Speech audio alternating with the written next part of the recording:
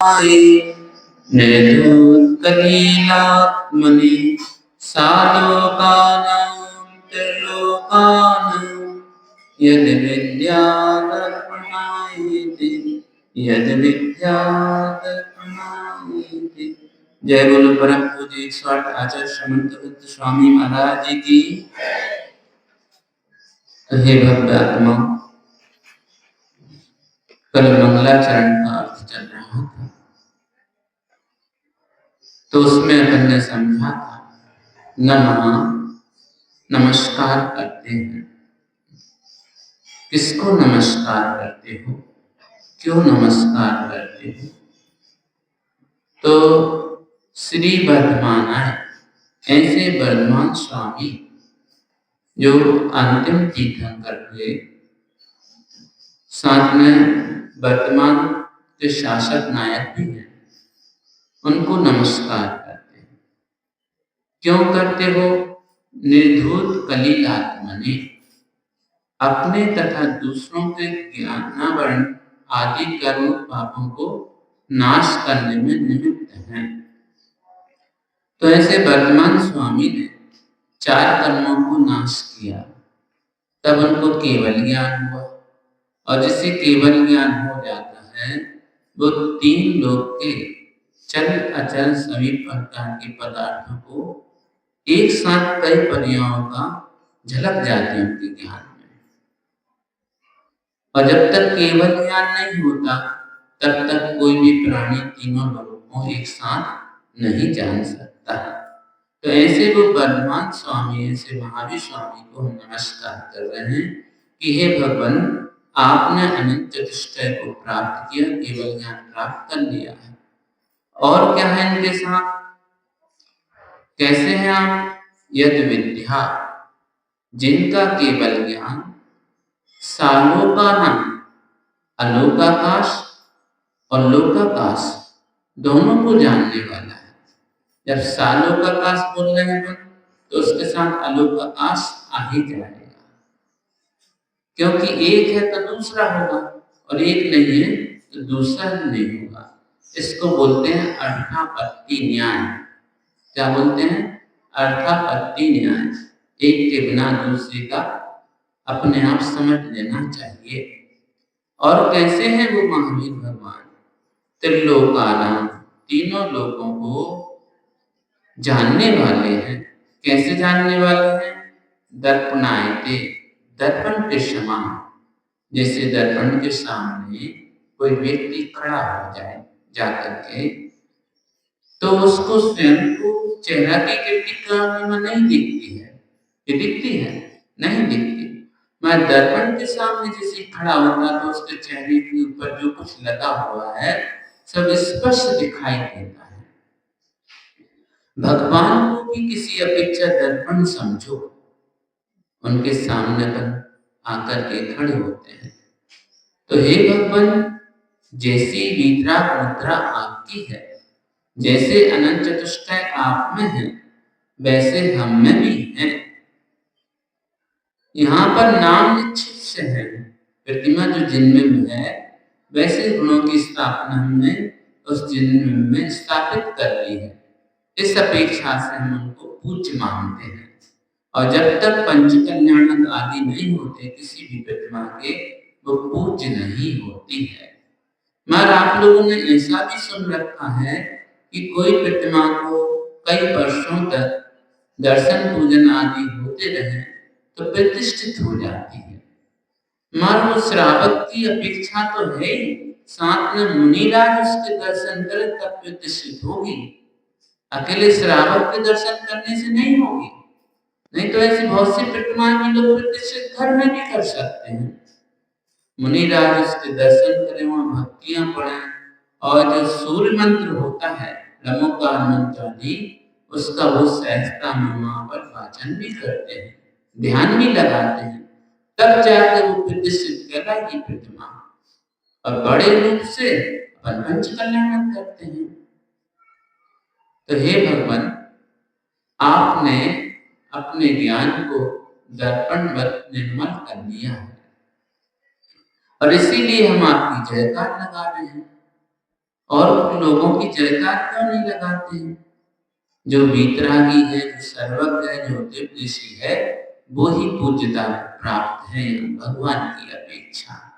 अब पंच परमेष्टि की अपेक्षा जो वीतरागी संत हुआ करते हैं, जिनके पास परिग्रह नहीं है। परिग्रह है तो पाप आश्रम भी है, और परिग्रह नहीं है तो पाप आश्रम भी नहीं है, क्योंकि उससे संबंधित उनको विकल्प नहीं है। और मयूरपंथी पिछी कमंडलों को कथनचित परिग्रह में नहीं रखा गया है। क्यों? अब सामायिक करने बैठ गए तो अब किसी से कोई प्रयोजन नहीं है, न कमंडल से। कमंडल से तो वैसे भी अभी भी कोई प्रयोजन नहीं है। जब उसकी आवश्यकता पड़ती है तब प्रयोजन है, बाकी इसके अलावा उससे हमारा कोई लेना देना नहीं है। पिछी को जरूर बैठे हैं तो एक साइड रख दिया, अब जब चलने लगेंगे तो हाथ में लेना ही पड़ेगा। अब बगैर पिछी के ज्यादा से ज्यादा 7 कदम चल सकते हो, इससे ज्यादा नहीं चल सकते। वो भी विशेष कंडीशन में है। ऐसे नहीं कि पिछी जहां चाह रही 7 कदम का बोला तो तुम चलते रहो, नहीं। भूल गए हो तो 7 कदम है, और याद आ जाए तो ठीक है, नहीं तो फिर प्रायश्चित है।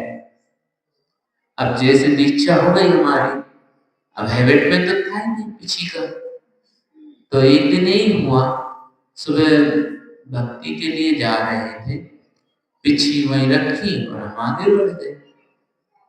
और आचार्य श्री के कक्ष में पहुंचना था, इसके पहले एक महाराज का कक्ष पड़ता था, तो हमने कहा चलो महाराज के साथ चलेंगे, तो वहां जाते हैं बस बैठने के हुए, तो महाराज ने कहा लो ये पिछी ले लो, परिमार्जन कर।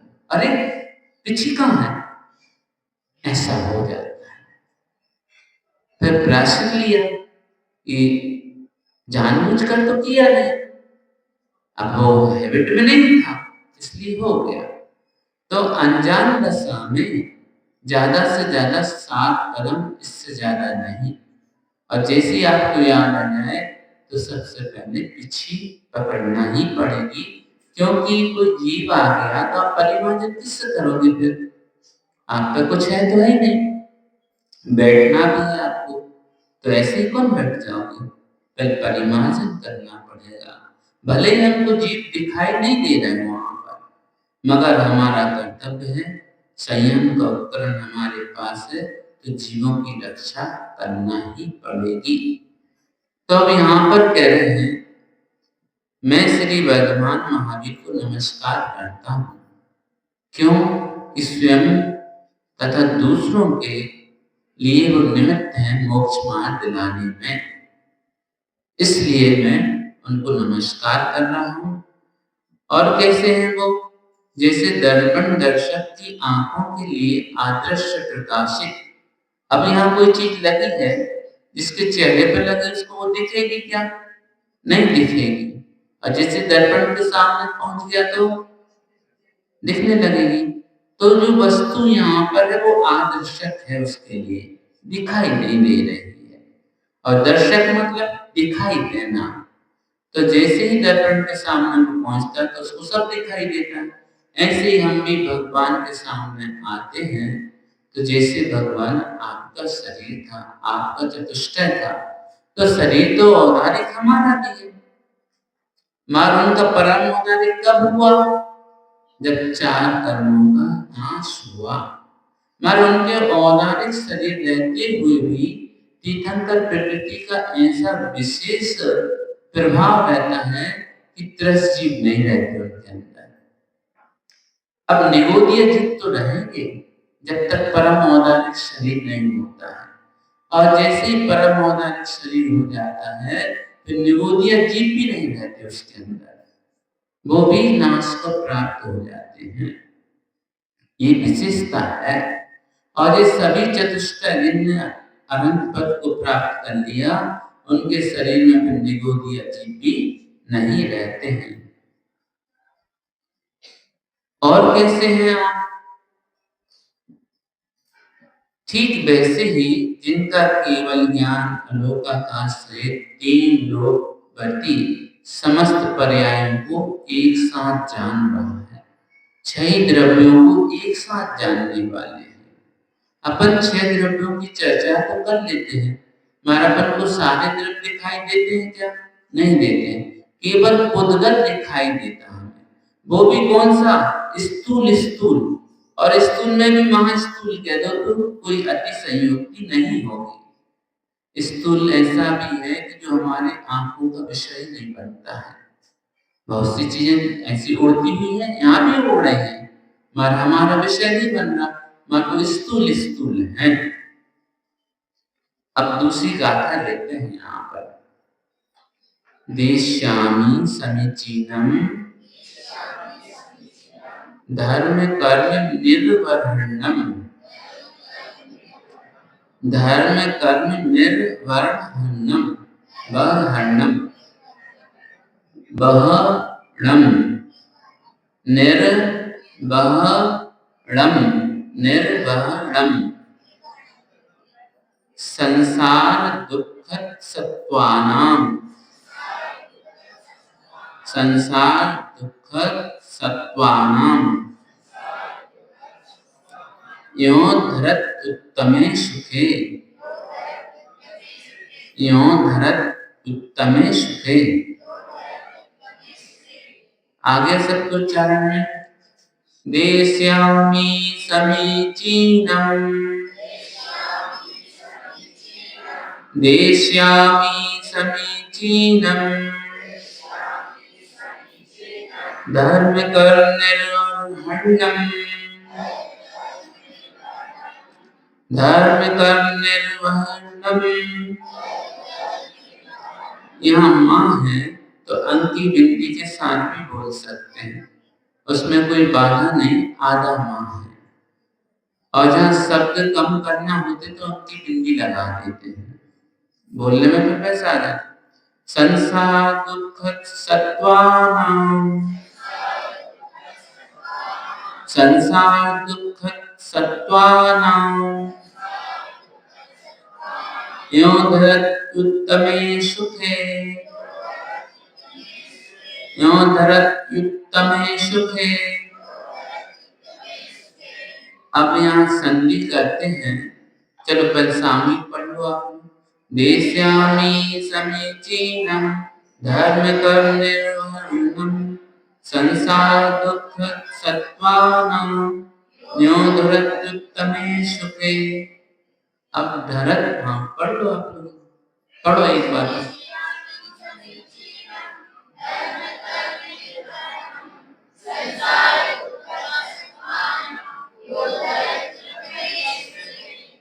अब जो धरत उत्तम है वहां पर धरती उत्तम बनता है संधि करने पर। तो यहाँ क्या कह रहे हैं? देश्यामि कहता हूं। क्या कहते हो?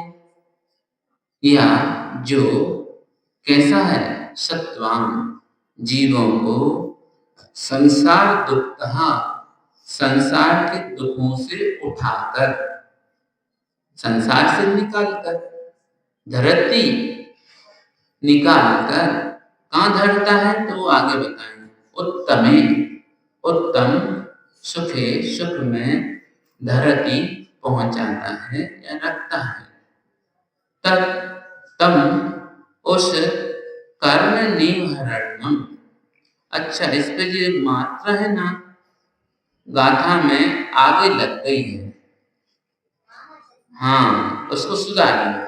इसीलिए वो उच्चारण में कुछ हमें लग रहा था कि गड़बड़ हो रहा है, तो यहाँ वो मात्रा हाथ ऊपर आना चाहिए, निवहरणम, हाँ तब सही हो जाएगा।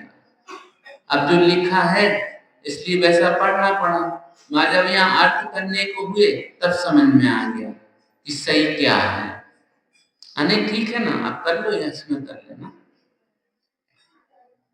तो यहाँ पर क्या कह रहे हैं? कर्म निवहरणम, कर्मों के नाशक, अतएव समीचीनम अबाधित और उभयलोक उपकारक।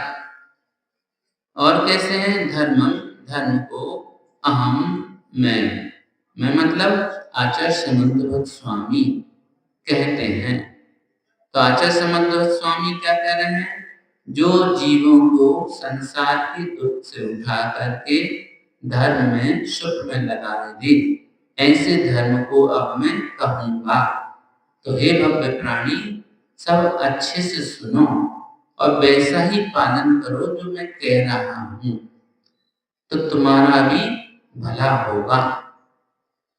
मैं प्रस्तुत ग्रंथ करता जो कर्मों के नाशक, अबाधित और कल्याणकारी उस यथार्थ परम धर्म का प्रतिपादन करूंगा, जो समस्त प्राणियों के संसार के मतलब कायिक मानसिक दुखों को क्लेशों से मुक्त कर उत्तम सुख को प्राप्त कराएगा।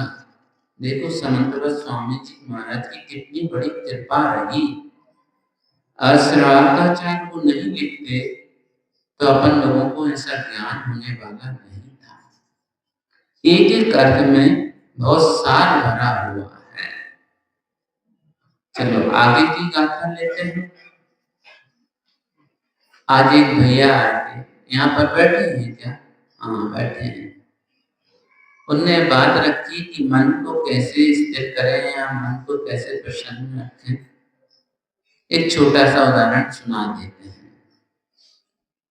जुलाहा जानते हो? हाँ, जो अक्सर रुई का धागा बनाता है उसको जुलाहा बोलते हैं, फिर बाद में उससे कपड़े भी सिलता है। तो एक बार क्या हुआ, समुद्र के पास वो रहता था, जुलाहा उसका परिवार रहता था। तो अचानक उसके सुनने में आया विदेश से एक बहुत बड़ा जहाज रुई से भरा हुआ अपने देश में आ रहा है। उसने सुन लिया। अब जैसे ही उसने सुना तो उसको टेंशन हो गया। क्या टेंशन हो गया? इतनी सारी रुई आ रही है, इसका धागा कैसे बनाएंगे? टेंशन हो गया उसको। अब वहां से जहाज आ रहा है, यहाँ इसको इतना टेंशन हुआ कि धीरे धीरे इसका सिर भारी होने लगा और इतना दुखित होने लगा कि इतना सारा धागा कैसे बनाएंगे। वो उसका स्वास्थ्य गड़बड़ होने लगा। एक ही बात सोच रहा हो, खाना पीना भी उसका धीरे धीरे कम होता चला गया और करीब 15-20 दिन बाद उसका स्वास्थ्य इतना गड़बड़ हो गया स्वास्थ्य कि बिस्तर पर जाके लेट गया। उठने बैठने में भी उसको प्रॉब्लम होने लगी। मन में क्या चल रहा, इतने सारी रुई का धागा कैसे बनाऊंगा। बस अभी उसको उपलब्ध कुछ नहीं हुआ, ना उसने देखा भी नहीं, केवल मन में बैठा लिया सुन करके। अब उसका एक मित्र आया उसके पास, उसको पता पड़ा कि भाई इसका स्वास्थ्य तो बहुत गड़बड़ हो गया। घर वालों को कुछ नहीं बताया उसने।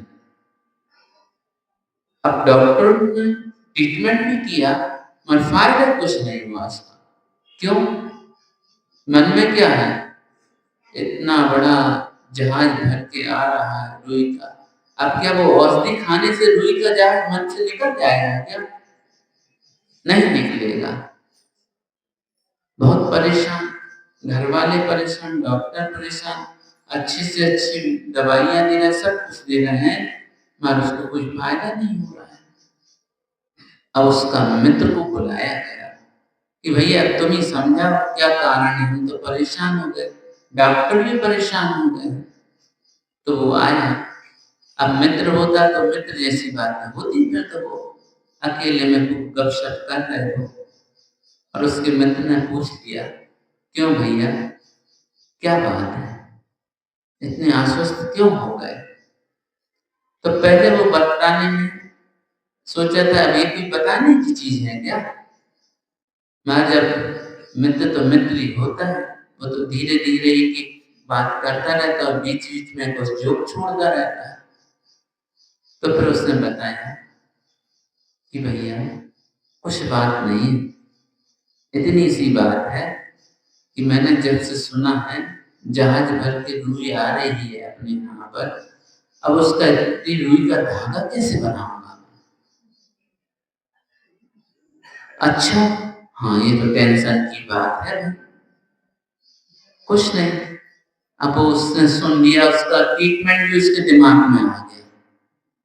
अब वो वहां से आ गया वापस, और 1-2 दिन बाद पहुंचा फिर, और उसके पास पहुंचा, कहने लगा वो, अरे तुम तो उसके कारण टेंशन में, उसमें तो आग लग गई और वो सारी रुई जल गई, जहाज भी जल गया पूरा। उसने ये सुना, सुबह उठ के बैठ गया। अब जब रुई जल गई, जहाज जल गया, अपना धागा बनाने का काम ही खत्म हो गया, और देखते देखते 3-4 दिन में फिर अच्छा हो गया। समझ में आ गया? तो ऐसे ही अपन लोग भी कर रहे हैं। कब से कर रहे हैं? अनादिकाल से कर रहे हैं। जिसका ना लेना ही ना देना दो, और फालतू का टेंशन कर रहे हैं, और पाप कर रहे हैं उसके निमित्त से। तो अब ये टेंशन ही खत्म कर दो। जो सामने वस्तु है उसका टेंशन करो, टेंशन करने की भी उसमें जरूरत नहीं है, पुरुषार्थ करो मान। इसीलिए कहा है, भाग्य से पहले समय से ज्यादा ना कुछ मिला है ना मिलेगा। और भाग्य के निर्माता कौन है? स्वयं। जो कर्तव्य कर रहे हो, जो कार्य कर रहे हो, उसके लिए निमित्त से आपका आगे का भविष्य तैयार हो रहा है, आगे वाला। और जिसका वर्तमान अच्छा है तो उसका भविष्य तो नियम से अच्छा होगा ही होगा। क्यों? जैसे मान लीजिए कोई किसान है, अब उस समय सोयाबीन का वपन कर रहा है, बीज डाल रहा है, तो अब उसको भविष्य में क्या मिलेगा? सोयाबीन मिलेगा ना? क्या उसको चने मिल जाएंगे? जो वो बीज डालेगा वही तो मिलेगा। ऐसे ही हम जो पुरुषार्थ कर रहे हैं, अगर पाप का पुरुषार्थ कर रहे हो तो पाप का बंध हो रहा है, और पुण्य का पुरुषार्थ कर रहे हो तो पुण्य का बंध हो रहा है। अब वो समय स्थिति भी बांध करके सत्ता में रखा रहा है, स्टॉक में रखा रहा है, बैलेंस बन रहा है उसका। अब जैसे ही उसका समय आया कि भाई मान लो 1 वर्ष बाद उसको उदय में आना है, तो अपन को भूल तो गए, अपन को ये पता नहीं है कि जो हम कर रहे हैं उससे हमारा क्या बंध हो रहा है। अगर इसका पता लग जाए आप लोगों को तो पाप आश्रम से आप बच जाओ। और जानते भी हो आप, जो शास्त्र स्वाध्याय कर रहे हैं उनको ये पता है कि हम ये करेंगे तो इससे पाप का बंध होगा, ये करेंगे तो हम पुण्य का बंध होगा, सब जान रहे हैं। मगर जब करते हो तब भूल जाते हो। उस समय आदर ध्यान भी कर लेते हो, और चुगलखोरी की आदत तो अनादि से पड़ी है। चुगली करना, और चुगली करने वाला अभी भी दुखित है और अगले भाव में भी दुखित होगा। अब जैसे मान लीजिए किसी व्यक्ति ने किसी की चुगली कर ली, उसको पता पड़ गया, तो वो उसका क्या करेगा? आरती उतारेगा कि मारेगा? क्या करेगा? और चुगली करने वाले ने उस समय भी पाप आचरण कर लिया, और जिसकी चुगली करी और वो तुमसे दमदार है, तो तुम दुकान पे भी बैठे हो ना, तो दुकान पर आके भी 2-3 चांटा या जूते भी मार जाए तो कम है। तो ऐसा काम ना करें जिससे कि ये भाव भी अपना निंदनीय बने और अगला भाव भी निंदनीय बने। श्रावक समझदार होता है, क्रियावान होता है, विवेकवान होता है, और चारित्रवान भी होता है साथ में। और जब श्रावक हो, और श्रावक किसे कहा है? श्रद्धावान, क्रियावान और चारित्रवान के दिया, या विवेकवान के हो, सब कुछ है उसके साथ। तो इसका मतलब ये है आप सम्यक दृष्टि हैं। कौन है? सम्यक दृष्टि है, तभी श्रावक नाम पा रहा है। तभी महावीर के भक्त कहला रहे हो। समझ में आ रहा है ना? कठिन तो नहीं लग रहा? हाँ। और जो सम्यक दृष्टि है तो वो एक एक कदम फूक फूक कर देख करके रखता है, क्योंकि उसे श्रद्धा है कि मुझे किसी जीव का घात नहीं करना है, किसी की हिंसा नहीं करना है। अब हिंसा दो प्रकार की होती है, एक भाव हिंसा, एक द्रव्य हिंसा। तो भाव हिंसा में क्या है? स्वयं की भी हिंसा हो रही और पर की भी हो रही। स्वयं की हिंसा कैसे हो रही? हम अपने स्वभाव से च्युत हैं तो हम अपनी हिंसा कर रहे हैं। समझ में आ रहा है? अब थोड़े अध्यात्म में भी तो आ जाए कि नहीं आए? ज्यादा गहराई में नहीं पहुंचे अभी अपन ऊपर ऊपर चल रहे हैं, गहराई तो बहुत अंदर है। तो सबसे पहले ये आत्मा अपनी स्वयं की हिंसा करता है जो पर में रहता है। अब मान लीजिए वो किसी के बारे में बुरा सोच रहा है, तो आश्रम किसका हो रहा है? स्वयं का हो रहा है। जिसके बारे में तुम सोचा उसे तो पता ही नहीं है, उसका आश्रम नहीं हो रहा पाप का, उसका जो हो रहा सो तू जाने। अब मान लीजिए ये सब हो गया, अब वो कर्म में ऐसा बन रहा है कि खाते पीते उठते बैठते जुलाहे के समान मन में बैठ गया, तो उसका वही जो चल रहा है उससे अनुसार उसका बंध भी हो रहा है। अब उस बंध से बचे कैसे? उसका केवल एक ही कारण है बचने का, जिसके प्रति तुम्हारी कसाई का उधर चल रहा है उसके पास जाकर के हाथ जोड़ करके क्षमा याचना कर लो। ये जो व्यवहार क्षमा याचना है वो अंतरंग के बंध को रोकने में कारण है। जब तक तुम्हारी व्यवहार की क्षमा याचना नहीं होगी तब तक अंतरंग का बंध भी रुकने वाला नहीं है। जैसे इस जुलाहे ने सुना कि उसमें तो आग लग गई, क्या हुआ? आग लग गई, अब रुई है ही नहीं तो मैं धागा किसका बनाऊंगा?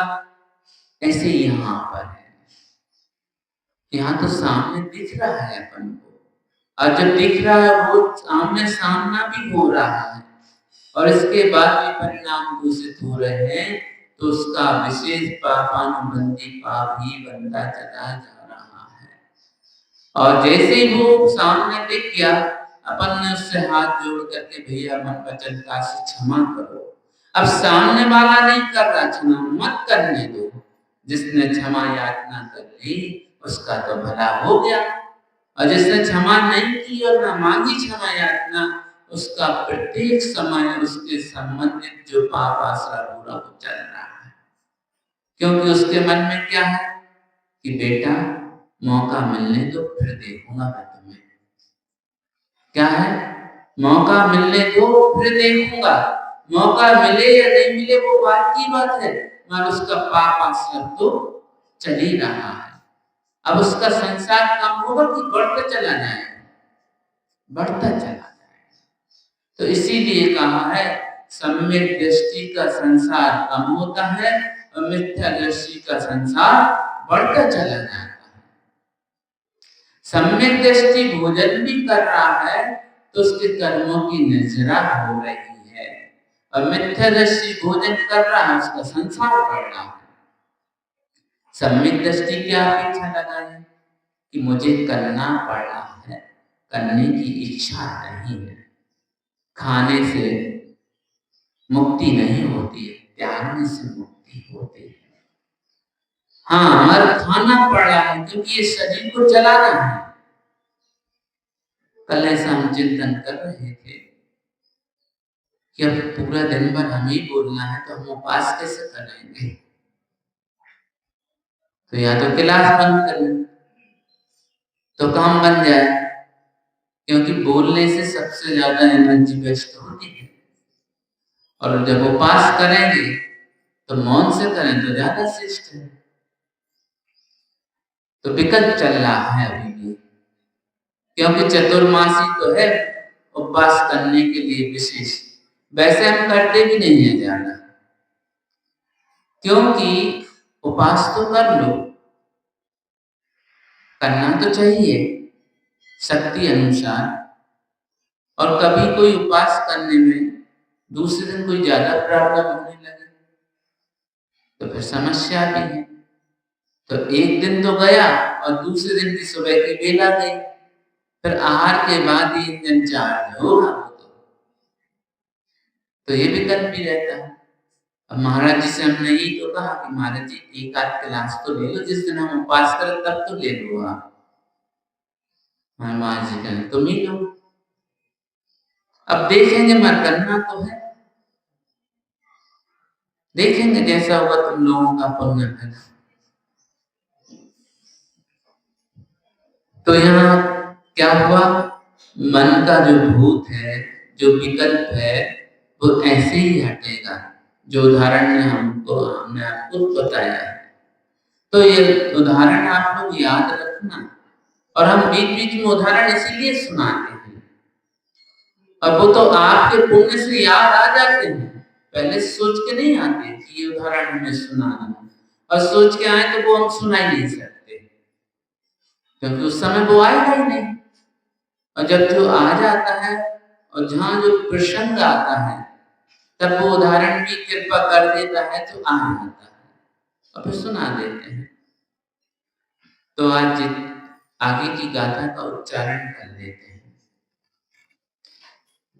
अब जो ज्ञा है आगे, दोनों प्रकार की व्यवस्था है। सद्दृष्टि ज्ञान वृत्तानि, अब इसको दोनों तरह से बोलते हैं, सद्दृष्टि ज्ञान वृत्तानि, दोनों सही है, दोनों में विकल्प नहीं रखना। धर्म धर्मेश्वरा विदु, धर्मम है, अंक की बिनती है उसमें, धर्मम धर्मेश्वरा विदु, यदि अप्रतिनीकानि, यहाँ आधा पाका उच्चारण भी कर सकते हो, यदि अप्रतिनीकानि भवन्ति भव पद्धति,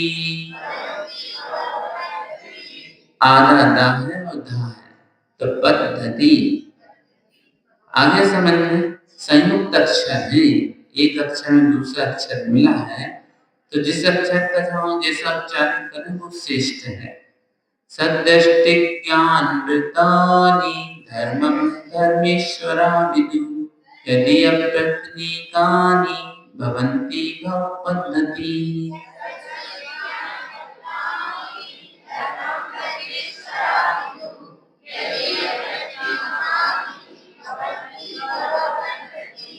सबको उच्चारण आ गया? जिसको नहीं आया तो वो हाथ उठा लो, कोई बाधा नहीं इसमें। तो हम ये समझते हैं हाथ नहीं उठे तो सबको आ रहा है, और जो अक्षर का उच्चारण नहीं आ रहा वो अक्षर भी पूछ सकते हो। काम करो, ऐसा करो, मजबूती से करो, जिससे कि आगे कभी भी आप पढ़ें शुद्ध पढ़ें। और यहाँ शुद्ध हो रहा, मान लो हमसे भी अशुद्ध हो रहा तो हमारा भी शुद्ध होगा, कोई इसमें वो नहीं है कि हम अशुद्ध नहीं पढ़ सकते। अब देखो यहाँ बिल्ली दिखी नहीं हमें पहले, फिर गौर से देखा जा रही यहाँ तो कुछ गड़बड़ लग रहा है बोलने में, गौर से देखा तो बिल्ली समझ में आई, बिल्कुल मात्रा के नीचे छोटी सी बिंदु है, तो फिर उसको हमने शुद्ध कर लिया। तो गलती हो सकती है, देखो गलती पे गलती करता है वो हैवान है, गलती करके सुधार लेता है वो इंसान है, और जिसमें कोई गलती ही नहीं होती वो भगवान है।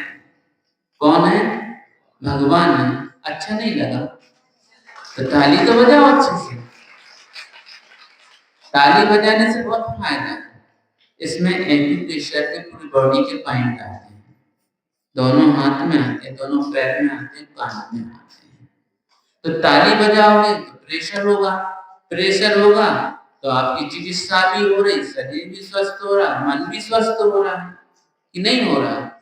तो जब कोई चीज आपको अच्छी लगे तो ताली बजाया करो। उस ताली से आप तो स्वस्थ होंगे ही होंगे, साथ में जो बरगड़ाएं निकलती हैं उन बरगड़ाओं से अपनी बॉडी पर एक्शन होता है। घंटा क्यों बजाते हो? जब आप घंटा बजाते हो आपके शरीर में झनकार सी होती कि नहीं? वो झनकार इसलिए है जो नेगेटिव सेल हैं जिनमें मैग्नेट पावर बॉडी का डाउन हो रहा है, उसकी कंपन से वो चार्ज हो जाते हैं। आया समझ में? तो घंटा बजाने के बाद फिर स्वस्थता लगती है, तो इसीलिए वो घंटा का विधान रखा गया है। और इसलिए भी घंटा बजाने से सब लोगों की नींद खुल जाएगा। कोई सो रहा हो तो जाग जाओ, मंदिर में श्रावक आ गए हैं, समय हो गया है भगवान की पूजन भक्ति करने का। और रात्रि में घंटा क्यों नहीं बजाते? और रात्रि में फिर पलचन पर में कितना नजर करते हो? करते कि नहीं करते? खूब ढोलक मजीरा सब करते हैं, अपेक्षाएं हैं। अब जब विशेष कार्य होते हैं तो वहां पर ये सब नहीं देखा जाता, क्योंकि वहां सामूहिक बंद का काम भी है और सामूहिक पाप का काम भी है। सामूहिक का बंद काम कैसा? कि रात्रि के समय या गोधूली की बेला में आप आरती करते हैं। वैसे नियम तो ये है, गोधूली की जो बेला होती है तभी आरती करो, तभी भक्ति करो, सबसे निवृत्त हो जाओ 1 घंटे में। और वो गोधूली की बेला लगभग इस समय 6 साढ़े 6 से प्रारंभ होती है और 7:15 तक फ्री हो जाओ। इसके बाद अगर आप जो कुछ कर रहे हो तो जीवों की उत्पत्ति तो होती है, इसमें कोई दो राय नहीं है, नकारा नहीं कह सकता है। मैं विवेक से काम करूं तो फिर भी इतने की अपेक्षा इतने में काम हो जाए। जैसे मान लीजिए परमिशन पर की बेला में बहुत सारी लाइट लगा देते हो, और जहाँ बहुत सारी लाइट लगती है, बहुत सारे जीव रहते थे, जब परमिशन में कहीं जाते थे ना तो पहले वो लाइट बंद करवा देते थे। आपको लाइट जलाना है तो आप 1 घंटे के लिए जला लो, और आपको आरती वगैरह करना है तो गोधूली की बेला में कर लो। आज जीव ज्यादा दिखे हम तो हम वापस आ जाएंगे, प्रवचन नहीं करेंगे। स्पष्ट कहना था कि हम आपके यहाँ क्यों आए हैं? हिंसा करवाने आए, हिंसा से आपको बचाने आए।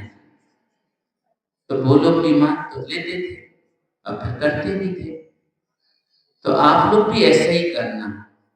जो गलती हो रही है, गलती को सुधार लोगे तो इंसान बन जाओगे। अभी हमने बोला है, बोला कि नहीं बोला? तो अपनी गलती को सुधारना। और लाइट जलाना, जलाओ। जो झालर आती ना, झालर की लाइट ना तीखी रहती है, और जहाँ आपको प्रकाश करना है भगवान के पास में विशेष, तो वहां प्रकाश हो जाएगा कि नहीं होगा? हो जाएगा। तो ऐसा अपन विवेक से काम करें और ज्यादा बड़े हैलोजन का उपयोग ना करें उस समय।